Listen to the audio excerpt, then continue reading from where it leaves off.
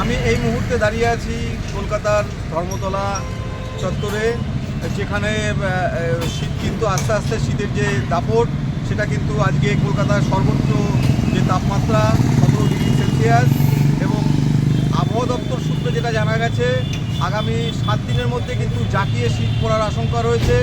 সেই জন্য নাগরিকদের কিন্তু সেরকমই একটা বার্তা দেওয়া হয়েছে। পাশাপাশি কলকাতা বা শীতের আমেজকে উপভোগ করার জন্য কিন্তু দেশ বিদেশ থেকে যে পর্যটক যারা আছেন তারা কিন্তু কলকাতায় ভিড় জমাচ্ছেন, এবং শীতের পোশাক কেনার জন্য কিন্তু বিদেশি এবং দেশ বিদেশের যারা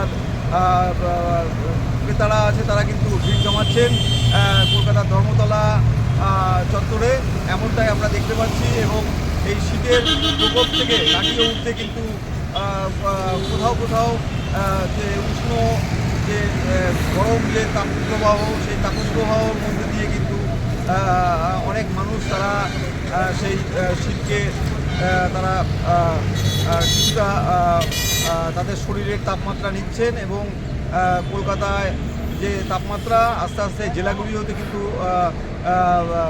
রাত বাড়ার সাথে সাথে কিন্তু শীত কিন্তু জাঁকিয়ে পড়ছে।